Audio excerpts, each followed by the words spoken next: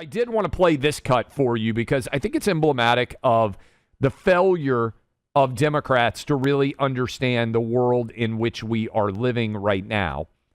Maxwell Frost, who is a congressman from Florida, right? The Orlando area, I believe, team.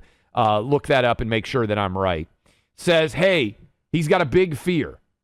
The United States is at risk of turning into Florida. This is cut 33. Listen. You know, this fight against far-right neo-fascism, for me at least, was mainly taking stage in my home in Florida, fighting against Ron DeSantis and the extremism there. And something I always told people is that Project 2025 is actually Florida 2022, Florida 2020. Mm-hmm. And the stuff that's going on around the country right now, we've actually been dealing with in the South for a long time, especially in my state of Florida. So the difference is it's like the struggle in my state has kind of been just spread throughout the nation. Mm-hmm. And honestly, that day after Election Day, I had a hard time getting up. Okay, so I think this is really very interesting, honestly, because ultimately the debate that I believe we're going to have is going to move beyond Trump. Now, it doesn't mean that, again, by the midterms, 2027, the 2028 election cycle is going to be underway. And I don't think this is a bad way of distilling what that argument is going to be. And I think the problem Democrats have is they're on the wrong side of a really bad argument. If you had to say, hey, which two states right now are the avatar of Republican and Democrat belief systems writ large? Which individual state represents red state America? Which individual state represents blue state America? I think that Florida, under Governor Ron DeSantis, would be the avatar for red state America. Now, you could argue Texas. You could argue Tennessee. I would argue that those three are probably the trio, the triangle of, hey, this is what red state America represents. And I would actually argue that Florida probably is the best. Now, why would I say that? No state income tax in Florida, no state income tax in Tennessee, no state income tax in Texas. So incredibly low tax states, very dynamic economies, rapidly growing populations, all Republican governors with some Democrat cities in there, but overwhelmingly having become more red since 2020. Now, a lot of you live in different states. You might argue with me. I think I'm right in saying that if I had to pick a trifecta of states that represents what red state governance can be, Florida, Tennessee, and Texas would be the trio. And Florida would be the avatar, if you had to pick one state, of, hey, this is what big red state policies can do writ large. Okay, what about the blue states? I think California would probably have to be the avatar for what blue state policies lead to. And Gavin Newsom would be the mirror image, right? The opposite side of what's going on in red state Florida with Ron DeSantis. And you could say, hey, if you had to pick three states, I mean, look, there are many blue states that I think have been driven insane. You could add Oregon and Washington, but then that's just a Pacific Coast universe.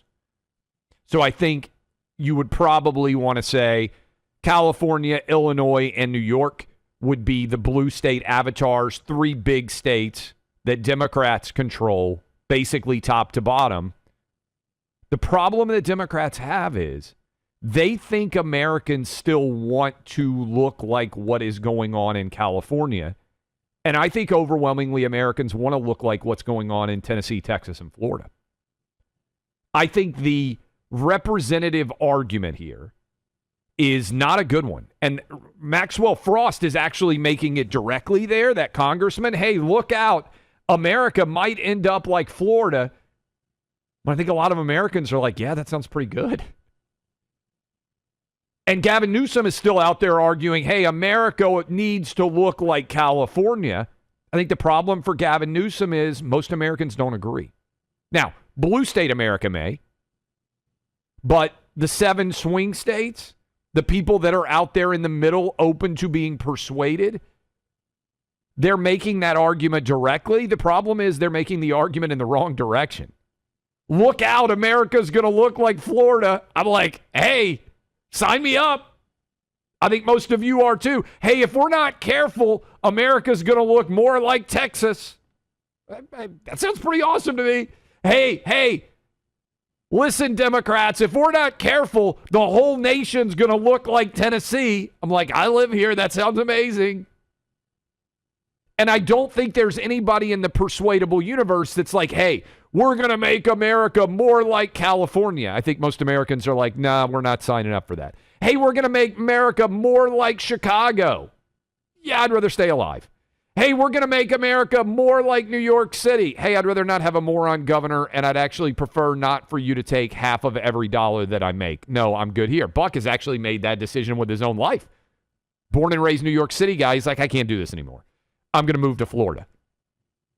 Make America Florida, pretty good tagline. Make America Tennessee, I like it. Make America Texas, I like it. Make America California, I'm off the boat.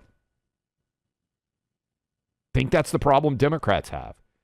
They're making an argument they think sells, and in actuality, their argument was that dog ain't hunting. America's out on that argument.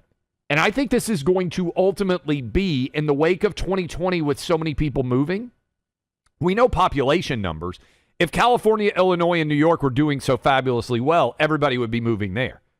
This is also, by the way, why I think abortion politics doesn't work anymore.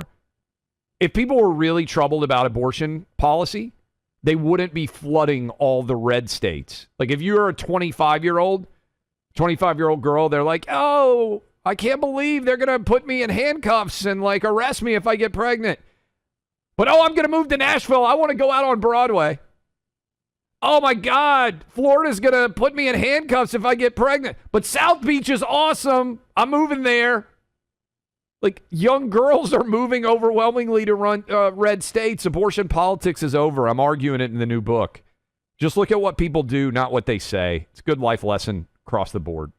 Look, I want to tell you, we love what life's like for me here in Tennessee, for Buck in Florida, for so many of you in Texas. Red state America is making the right decisions. But, you know, a place that's trying to make sure that they can make the right decisions for everybody in their country, and they're under peril right now, the IFCJ, is doing work for everybody in Israel. Right now, probably as we speak, there is the danger of having to run immediately to bomb shelters. Nobody's been able to sleep for the last week very comfortably in Israel because you're constantly moving in and out of bomb shelters based on what Iran's doing.